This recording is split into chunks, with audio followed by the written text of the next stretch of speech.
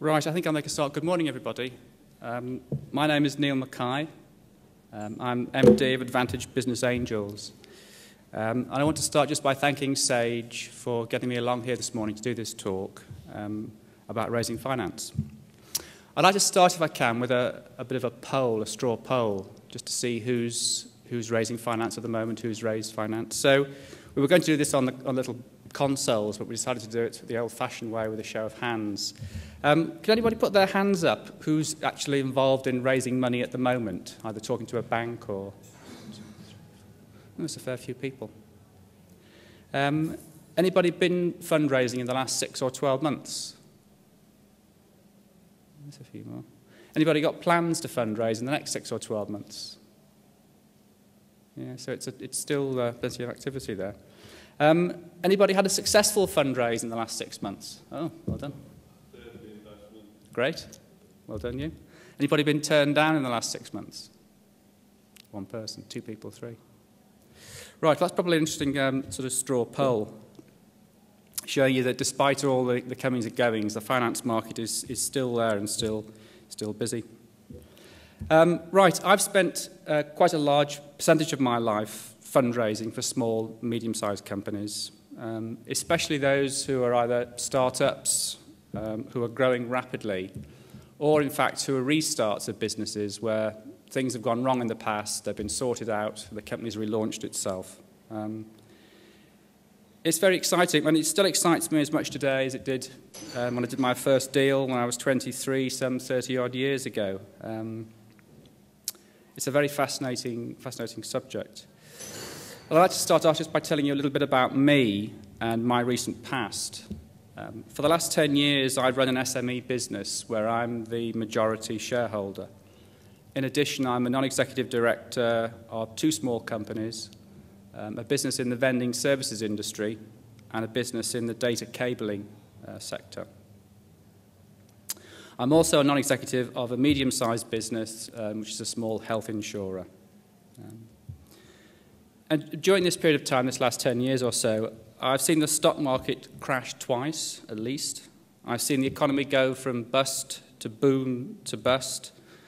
And really, regardless of any of this, the strategy for successfully raising funding hasn't changed. Some of the tactics have changed quite markedly, but the overall strategic approach is still the same. What's a little bit special about today's market is the sort of political dimension.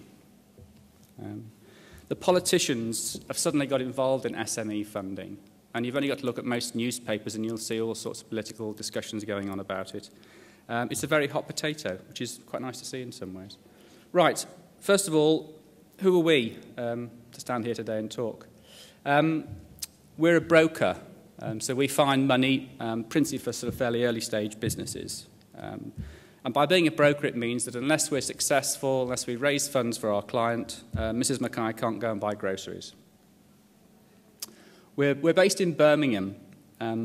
We operate nationally. These days, the internet has fundamentally changed the sort of tactics of raising money, enabling it to go on now across the whole of the country on a wide geographic reach. So we fund companies from all over the country. Despite all of this, though, you mustn't underestimate the importance and the power of personal relationships, particularly in this SME marketplace. As in most businesses today, specialization is key, and we tend to spend more time on deals where equity is a key issue, but more of this a bit later. Now, track record is very important in this game. And I'm very proud of ours. It's been hard work to get to where we are today. We've seen some 5,000 companies come to us to register. And these are people who have come onto our website, filled out a registration form for a couple of minutes. Of those we've taken on, just over 443 have signed up for our services to help them fundraise. And of those 443, we've done 150 deals. These figures are from when we started to the end of last financial year. And in total, that's about 22.5 million. We don't focus on any one particular sector, so the information I'm going to give you goes across all sectors. The companies we've raised money for vary a lot. a vending machine operator, a mobile telecom software company, a pub restaurant, a wheelchair accessory manufacturer, a medical devices company. It's a multi-sector activity. The issues involved in SME fundraising are pretty generic and not very sector-specific. So really, you can read all sorts of articles and discussions about finance, but it boils down, there are three real different sorts of finance, and each one has its own idiosyncrasies from fundraising. The first one is debt. It's very simple. You borrow the money from somebody. The thing about borrowed money is it has to be repaid, usually with some sort of interest, and usually with some form of security, and quite often with a personal guarantee. Now, this debt comes in a bewildering variety of types. We're all familiar, I think, with overdrafts and simple term loans. More and more people are coming into contact with factoring and invoice discounting facilities. There are revolving credit facilities. There's a new government enterprise guarantee loans and so on. And I'll talk a bit more about all of these as we go on. But they're all basically money that you borrowed has to be repaid. The next sort is equity. And as it says there, you raise some equity when you sell somebody a share of your business, and obviously they're buying into it. And it could be an individual that buys it. It could be a specialist company. Again, I'll go into that a bit more later. But the key difference is whoever puts the money in isn't expecting to get the money repaid with interest in the short term. And that's the fundamental difference between those two sorts of debt. The final sort is grant finance, where you have to try and find somebody who wants to give you some money, which sounds pretty nice, getting some cash for nothing. But you need to be pretty cautious about grants. Typically, they involve quite onerous bureaucratic processes. You can get grants from government departments just about still, from the National Lottery, a host of places. And they have a reputation of being available. People say, yes, it looks positive, all the way through the process, until you get to the point where you actually want to ask somebody for a cheque. And then suddenly, problems appear, it takes longer and longer, and you get stuck with a host of conditions. So, grant finance is pretty tricky. Now, imagine you're a typical new business starting up. You get an idea, probably do a bit of research, talk to some contacts, maybe a few potential customers. You probably have a sort of rough idea, a basic plan, perhaps written, perhaps not written, but what you want to do. And then suddenly you think, well, this could work. I want to get going on it. And this process happens all the time. It's not just a process that happens for a new business. A new product development or a process improvement opportunity in an established business typically follows a similar path. Most new ideas have to have some sort of sense checking before they have a go. So let's assume you've done that, you sense checked it, the idea has legs, and you decide you want to have a crack at it. Now, pretty much all new ideas are going to require some change, some costs to be incurred, and that typically involves some sort of fundraising. So where does the money come from? Who do you go and ask? What do you go and do about it? And I've got a list here answering the question, I need some money. And it's a fairly sort of simple and basic list, but it stood the test of time, and it's still applicable today.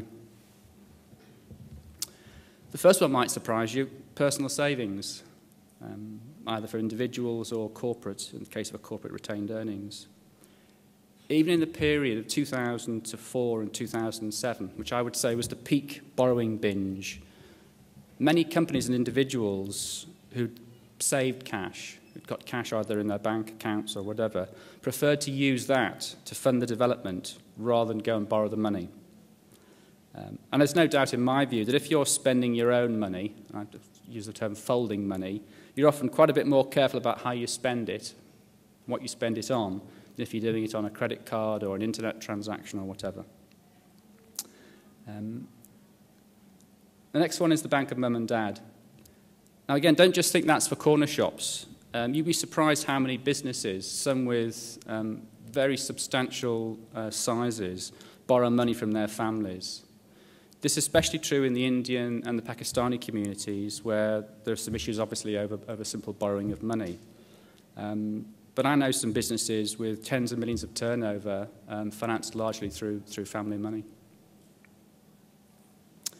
Mates and business contacts is another well-trodden path to fundraising. And again, I think here the trick really is to get the money and to keep the mate, which is not always possible. Next we come to banks.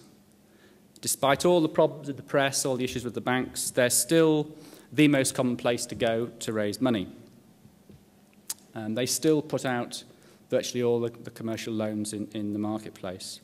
But we are starting to see some new players come in. For example, there are some companies now, and you can find them on the internet. There's one called Thin Cats, rather amusing name, I think.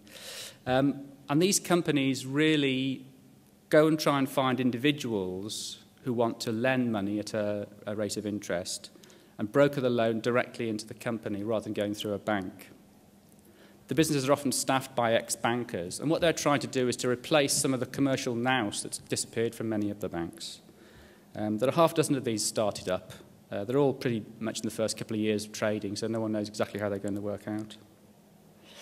There are other smaller specialist players. There's some guys we know who've started a business where they do single invoice factoring. So you don't have to go through any factoring arrangements. You just have one single invoice where you sell the invoice and they'll give you the money for it straight away. Now, they're using a model based on a franchise system which was developed in the States. They just launched in the last 12 months and they're going pretty well. But I have to say, I know that Barclays tried such a product out a couple of years ago and they abandoned it because of the losses. So time will tell whether these guys can make it work.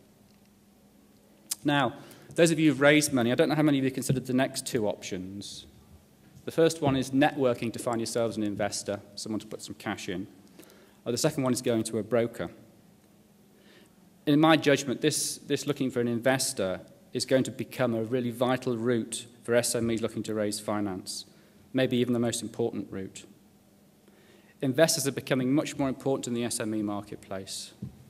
The fact remains that the debts that the banks have incurred, the money they've put out during the borrowing binge, is almost certainly never going to come back. Whatever the politicians do and say, they aren't going to go into the lending in such a state, and equity is coming back in a big way. If we've got some time at the end, I'll tell you a couple of stories on fundraising for equity. But let's press on. Finally, there's the grant.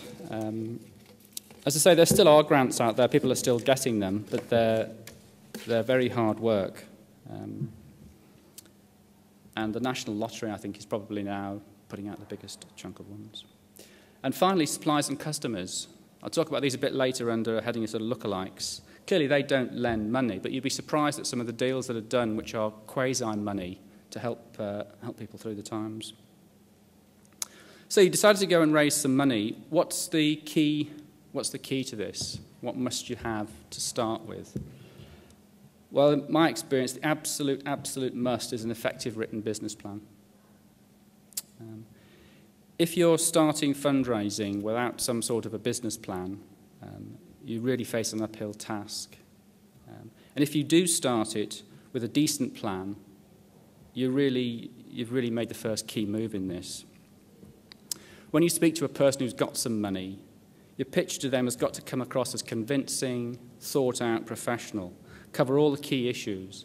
And that's the role of the business plan. Everything thought through in a single document, very simple summary, and all the way through to the detail. It's a real prerequisite. And I will tell you a couple of stories on this. I mean, one business client that we have had such a plan. They started off, got going, raised a bit of money, and they've kept up the quality of information on their business, which is very high. And I had a call the other day from them. They were looking to buy £150,000 worth of new machines. And the bank wouldn't lend them the money, and the supplier was happy to get them to advance them the machines because it was factoring its business. But their factor wouldn't credit clear them, and their factor wouldn't credit clear them because they couldn't get credit insurance on them. So to cut a long story short, I had a telephone call through to the factoring company, through to their underwriters, and I spent about 40 minutes on the telephone to them, asking questions about the business, sent them some additional information. And the fact that we had that business, that our clients had that quality of information, changed the decision. And it went from a no to a yes, and they've got their equipment. And that's happening on a big scale. The government's introduced a new scheme as part of this politicising of lending, whereby if you go to a bank and you get turned down, you've got the right to appeal and have this put through a formal appeals process. And in the FT earlier this week, there was an article reporting that 40% of small businesses that appealed against bank decisions on loans and overdrafts had won their case. And that was according to the guy who's running this appeals process, Russell Giggs. The way it works is if you appeal the process, all the information goes to an independent banker within the refusing bank. He looks at it. He has to come up with reasons why the loan was refused, or he has to overturn the decision. As I say, in 40% of cases it's been overturned. There's no way you can go through that sort of process unless you've got a very good documentation of what you're trying to do.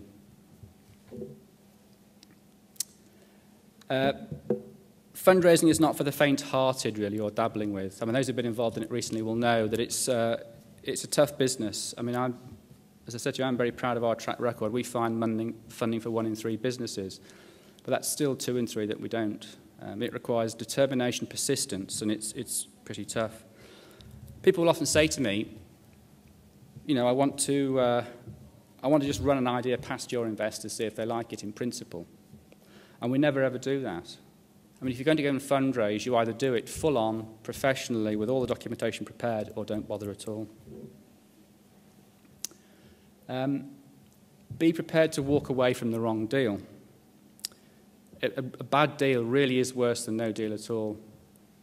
It doesn't always feel like that. We had a business come to us a couple of years ago. They were supplying flooring to the house building market, the new house builders. They had a dozen or so competitors, and they'd all gone into administration during the crash of 2007. And these guys had found a bit of money to restart, but it was very expensive money from an American finance company and very onerous provisions on it. And they came to us to help them raise some additional money. We were successful in this. We got them some bank finance, and we got them a couple of our investors to put some money in and to get involved in it. And there was a 7-figure sum went into that business. And I have to say that despite everybody's best efforts, and admittedly there was some very bad luck in there, the business didn't survive. It went down, and people lost it all. And the guys in the business were left with some very nasty personal guarantees. And it was brought down by that first tranche of money, where the interest rate and the terms on it were so onerous, it just wasn't sustainable. So there's nothing. There is a worse thing than not getting a deal. And the final thing, I think, is to have a written agreement with the person who provides the money. I mean, clearly, if you go to a bank and you go to a formal source, you'll sign all sorts of loan agreements. But if you do it through an informal route, it's really important to have it written down. Again, I see people go into business together, and the thing works or it doesn't work, and then there's a real old bun fight to share the spoils or take the pain. Now, what's an effective business plan? It's not, 266 pages, that's for certain. An effective business plan is ideally about 10 pages of A4. People send us in documents. The biggest one I think we've had was sort of 3 volumes describing the business in detail down to the number of chairs. Nobody's going to read that. And all it does is mask the issues. What people want to know is that you can communicate what you want to do very clearly and succinctly. The most important section of it's going to be on the people, management and their roles. It's well accepted in the funding market that a strong management team with a weak product has got a much better chance of being successful than the best product in the world run by a weaker management team. So the track record of the people involved is pivotal. Market analysis and assumptions. Days gone by, you'd need to go and employ a marketing agency and spend a bit of money to get these. By and large, that's no longer the case. You'll be amazed what you can find on the internet by way of simple Google searches, looking at what the market is, who the competitors are, pricing, etc. And then the big gap in a lot of business plans is how will you sell it, which I like to apply what I would call the Monday morning test to. And that's quite simply, if you're going to work on Monday morning at 9 o'clock, what are you going to do to start selling this new product or this new process? And selling isn't, we're going to go and send out some emails and advertise, etc. Selling is, are you going to get on the phone to somebody? Are you going to have a sales force? Are you going to go and run some workshops? What are you going to do to actually get to your customers to sell something? Who will you sell it to? Being really clear over who your customers are so that you can describe them in detail is a fundamental part of that. What price? Are you going to be a highest price, cheapest price? We know this is rocket science. What will it cost? What happens to your cost structure if you sell double the number you think or half the number you think? All these are questions that people are going to ask before they put their money in, and having that ready, thought-through answer in your business plan is the difference between getting the cash and not getting the cash. And, of course, 3 years financials.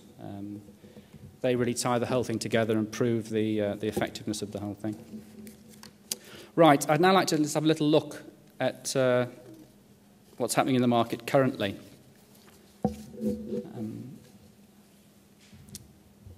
Banks, as you know, provide the main providers of debt. They've been in the news, and I just want to give you an overview of where they are and what's happening with bank debt. Investors. Typically, an investor provides equity, but as I said before, they are starting to provide a little bit of debt, but principally they provide equity. I'm not going to talk about grants and from the government or from other. In my view, in the current market, I wouldn't advise anybody to go anywhere near them. I think you're much better if you've got a decent business to concentrate your fundraising time and efforts talking to either a bank or to an investor. But I will spend a little time with what I've called lookalikes, suppliers, customers, HM Revenue, interestingly enough, who are talking just next door. There's some very interesting things happening there.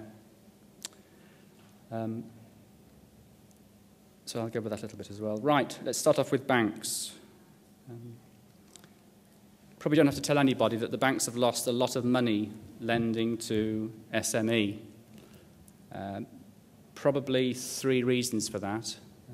Firstly, there were unquestionably lending targets within the banks, and the individual bankers, their performance and their pay was based on the number of loans they did. And that's always fraught with difficulty. The second thing is the banks softened their security requirements. So they would lend to small and medium-sized companies without having the traditional bank security. They did that because of competition and the need to put money out. Was the second reason. And third, I think it was just a time when everyone was pretty gung-ho. I mean, it was a very exciting time. We were doing a lot of deals, and you just get caught up in the market. There's no doubt there's big political pressure to try and push the banks to lend more money to small and medium-sized enterprises. I think it's largely posturing. I don't think it can work. There's a couple of schemes that I'll talk about, but they're not really having very much of an impact. And at the end of the day, you can't lend money to people if they're not able to pay it back. So currently, the banks are very hot on security.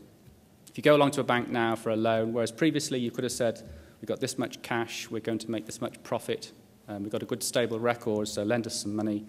Nowadays, they want security, pretty much for everything. A colleague of mine took a company round to all the major banks in Birmingham. This was a company with a track record of cash flow and profits, never made losses, come through the last 2 or 3 years, and he tried to borrow money on the strength of that record, and he couldn't get it. The banks are certainly cherry-picking. So if you're the best of the best and you've got good security, they're going to want to lend to you, but they're going to charge you. You're going to pay anything from 6 to 10% over base rate. So margins are being widened quite a lot. There's a government scheme called EFG, Enterprise Finance Guarantee Scheme, which succeeded another scheme called the Small Firms Loan Guarantee Scheme. And the idea behind it is pretty sound. In theory, the government is stepping in to provide the security if a company hasn't got it. So the idea is that the bank can look at the company. If everything else works out, but the security looks a bit wobbly, the bank can then look to the government for 75% of the value of the loan if things go wrong. It sounds pretty good, and it was launched with quite a lot of fanfare, but it's been very disappointing. Very few people have taken it up. We've done a couple of loans on it. And one of the things which doesn't come through until you actually get to sign the paperwork is that the person in the company who's borrowing the EFG has to sign a personal guarantee for the whole amount of the loan. So the government's guarantee comes in second, not first. So you looked at the bank looks at the individual to pay everything back, and then it goes to the government. And that's proved, as you can imagine, not very popular with people. The application of this, it varies a lot between banks. Some of the banks are applying it in slightly different ways, but in summary, it's not going very far at the moment. Factoring and invoice discounting, again, this is really the flavour of the month at the moment with the banks. They're taking more risks on this sort of product, where essentially when you sell something and you've got a customer owes you money, the bank will lend you a certain amount of money based on how many of those debts you've got. It's fairly expensive, but it is available, and the debts act as a form of security, so it's the one the banks are pushing hard at the moment. They're going to ask you for a personal guarantee most of the time, not necessarily because they think you've got a huge wodge of assets to pay it out, but just to make certain you're committed to the business. What they don't want to happen, was another reason why they lost so much money, is that they stopped taking personal guarantees off everybody. So when trouble arose and companies got into difficulty, a lot of people would put the company into administration, start a new business trading the next day, and walk away from the bank debt. So they won't let you do that anymore. The personal guarantees are now coming thick and fast. Again, there are a couple of exceptions to that. There's a couple of banks where we've got people into without a personal guarantee, but it's very difficult and can't see it lasting. Investors. Some very interesting things happening here. There's no doubt that investors are the growing force in SME funding. Private investors, you've probably all seen Dragon's Den, a program I can't watch because I've never seen an investor talk to a company the way they do on the TV. As a generalization, private investors probably work mostly with the smaller side of the small and medium-sized businesses. And that's a broad generalization. And the government has got access to information on small business financing. And they know, the same as everybody else in the industry knows, that the most successful method of financing a small business, particularly a startup or a business that's growing very quickly, is to get a successful private investor in there, ideally someone who's built their own business, who'll put their own money in and some of their own time. And that has I think it's 3 times more likely to be successful financing a company that way than just putting money into it by itself. And the government's encouraging this, and it's switching money away from grants towards tax relief. Anybody here come across EIS tax relief, Enterprise Investment Scheme? It's Enterprise Investment Scheme tax relief. It's a form of tax relief which has been around for a while. And essentially, if you are an investor and you put £100 into a company, it has to be a qualifying company, but most SMEs qualify. The government will give you, it used to be £20, it's now £30, and they're lobbying to put it up to £40, cash back straight away by way of tax relief. And the tax relief doesn't come through your income tax, they send you a cheque. It's an absolutely fantastic tax relief. It's probably one of the best there's ever been. As an individual then, you put your £100 in, you've got your £30 back. If the company is successful and it makes a lot of money and you subsequently sell your stake, you don't pay any tax at all on the gain. Whether you make a £10 gain or a £10 million gain, there's not a penny of tax to pay. You contrast that with a share on the stock market. You buy a share on the stock market and you sell it, you might be paying 50% of that gain by way of tax. So it's a very valuable tax relief.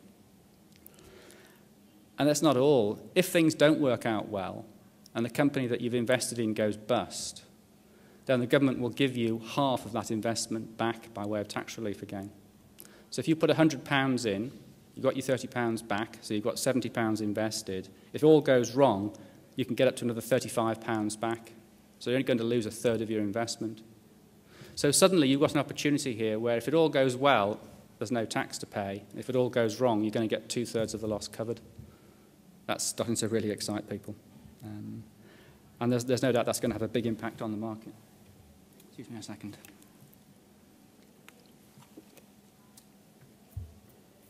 Now, the next sort of investor are you'll hear them called venture capital funds.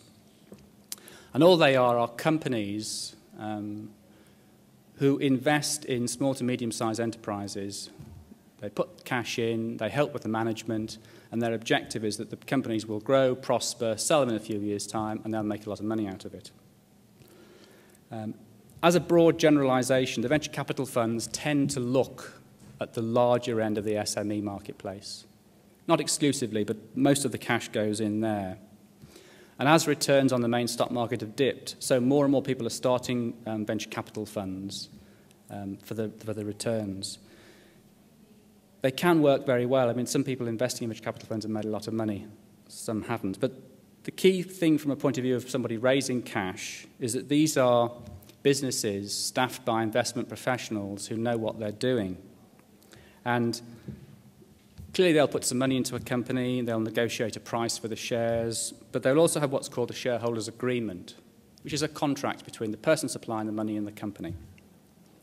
And I would just put a word of caution in here. You really need to understand the detailed terms and conditions of that agreement before you sign it, or there are some nasty shocks in place. We know of one business locally was looking for money. It was a very strong business, and he had his choice, and he chose to go with a venture capital fund rather than a consortium of private investors. A couple of years later, that business missed a key target. There was a bit of a row about it, and the MD, who was the majority shareholder, found himself out of a job and having to sell his shares back. So you do need to watch those agreements pretty carefully.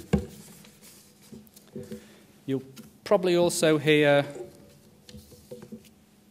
about venture capital trusts or VCTs.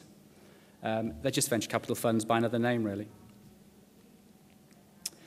There are two companies, one called Nesta and one called Bridges Ventures.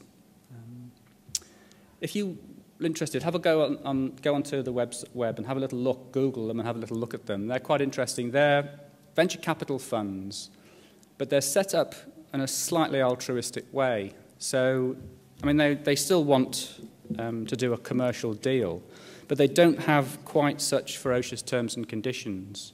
I mean, typically, they will do deals in deprived areas, and there are similar companies that work in old coal and steel areas. They're worth having a look at if you're looking to raise money, because if you qualify to go to them, they'll give you a much better deal than you'll get from any private person. And the lookalikes. You know, in the current economy, a lot of people are facing some real challenges. I mean, I don't think things are half as bad as they're painted in the press. I mean, some of the businesses I'm working with are doing really well at the moment. But it is a time when people are looking for opportunities and new ideas. And I think that can be very helpful. I think there are certainly two sorts of companies at the end of this. What I'll call the operations companies and the innovations companies. Operations companies tend to be the big ones who really concentrate on running things. They concentrate on getting all their operational processes tight, on squeezing out the last bit of profit and cash flow from what they do. They're not really focused on new, different, better, etc. Whereas innovation companies, which tend to be smaller businesses, do focus on innovation. I mean, many are set up to exploit a particular development. And there's room for real collaboration there. We've seen all sorts of deals done between those sorts of companies. And the power of the internet here is really important. I mean, you can go onto that internet, search out for companies operating in the sphere that you're in, to sort of narrow your search down. Then you need to go the personal contact routes, get on the telephone and start talking to people. And I've seen customers and suppliers supporting small companies with all sorts of things: good credit terms, minimum sales commitments, fixed price supply agreements. People are hungry for business today, and they're keen to do it. HMRC is another one. HMRC are modernising very quickly. I don't know how many of you are have direct contact with them, but all VAT now has moved onto internet. So all the returns that used to go on bits of paper are all now going on the internet, and most people are being pushed into paying by direct debit. The same is happening with PAYE returns, and it's only going to be a matter of time before PAYE is taken every month. So they've invested quite heavily in those systems. And what they've got now is people to come around and talk to companies in difficulties to try and get the money out of them, and indeed to give them their due, to be fair.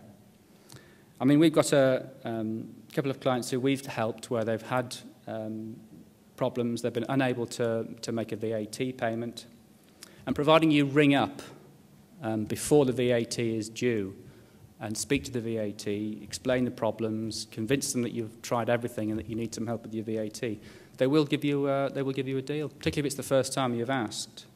And what's interesting is we had one with a fairly large amount of money, was given 8 months to pay it, which is a bit longer than normal. And because it was an agreed deal, there was no interest to pay, there was no penalty. And that was good cheap money at a time when they were really strapped for cash. So don't underestimate the power of some of those unusual things. I want just to turn a little bit now and look at people that might help you. If we were in America, in the USA, very few people would try and raise money without using a broker. But in the UK, broker is, I think, a bit of a dirty word, really. The market seems to prefer the word advisor. I'm not sure why. A broker, really, or an advisor, is simply someone who's been there and done it before, knows the market, knows most of the ins and outs, and really does fundraising as a full-time activity.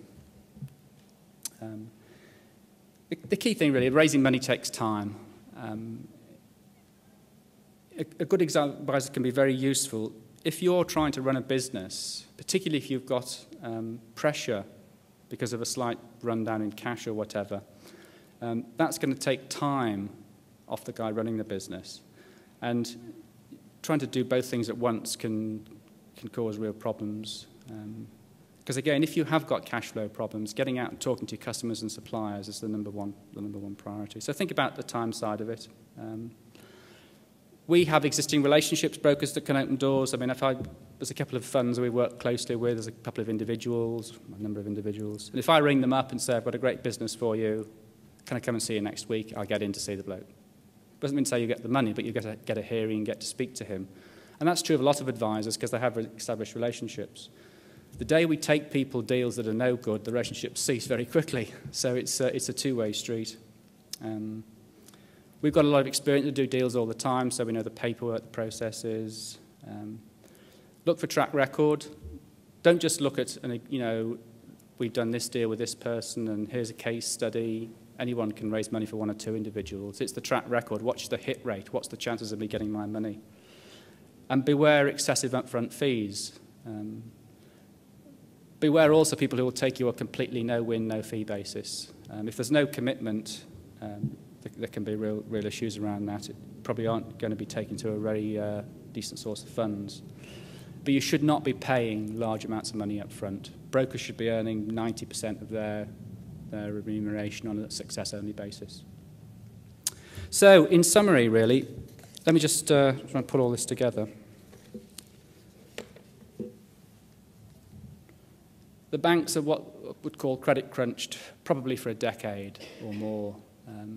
They're just not going to put out the amount of money to the SME marketplace that they have in the past. Investors are learning about risk. They're becoming more attuned to smaller companies and the risks in smaller companies.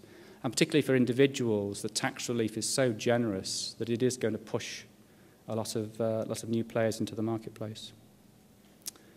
The government's going to be less active. I don't think we're going to see a return to grants. However bad unemployment gets, government's not going to give money away because their record of trying to pick the right companies to support is very poor.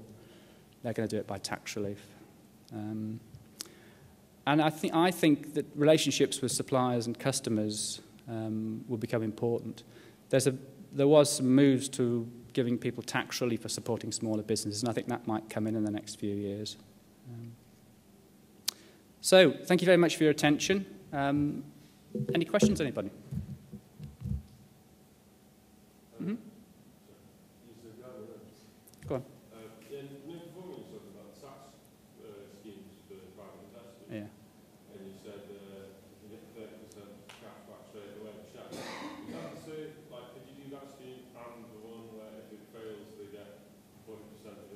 Yeah. It's the same. It's part of the same scheme.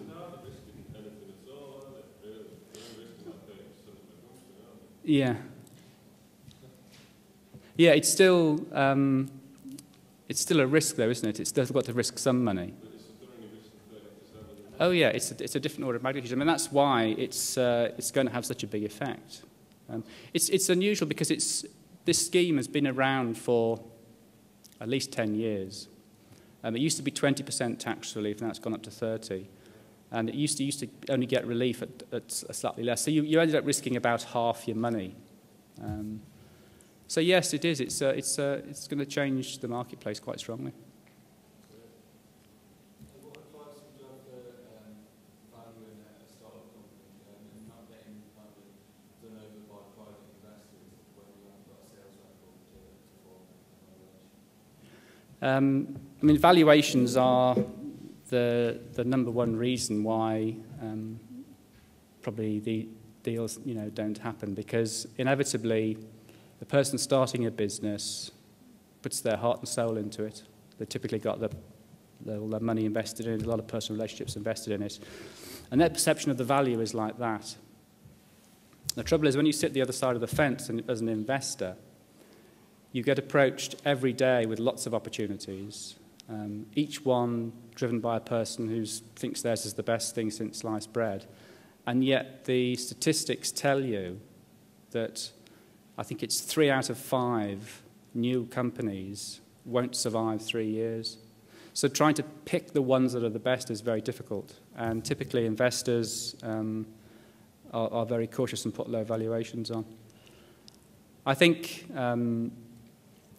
there are some things you can do. There are some schemes. For instance, there's a scheme called a ratchet scheme, which we've done a couple of times, whereby if you believe the investor should be getting 20% and they feel they should get 50%, you can construct the shareholders' agreement such that they get 50% initially, but if you hit your business plan targets, that ratchets back to your valuation. You can still get your tax relief on that sort of a scheme. And that really is quite useful because the investors get what they want, and at the end of the day, the person with the money is probably slightly in a more powerful position, although I think that's changing. But you get the chance to get back what you want, and all you have to do really is hit the targets in your plan. So it can be quite a powerful tool, that one. The tax relief exclude connected people? The rules on connected people are about that thick. As you can imagine, with such a tax relief, the anti-avoidance is enormous. If you're connected before you make the investment, then you're excluded largely. So if you're a spouse or a brother, or you've got a loan to the company, I think in-laws are all right, but you probably better check that with a tax guy. But I think that may be all right. I mean, what the government wants to do is it wants to use this tax relief to stimulate small businesses.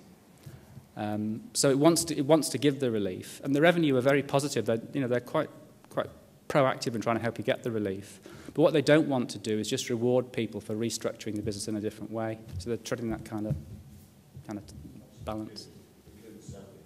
Yeah. Yeah, it is disappointing, that one.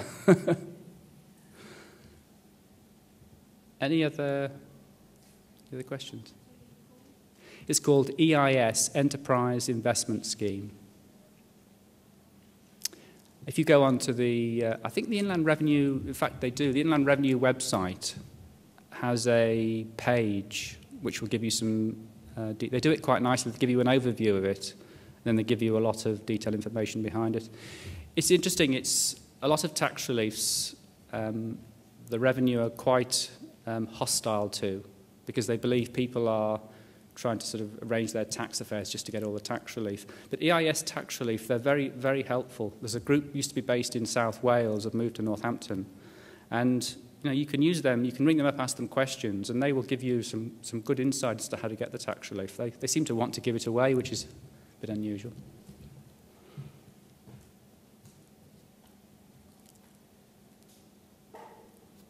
Any other questions?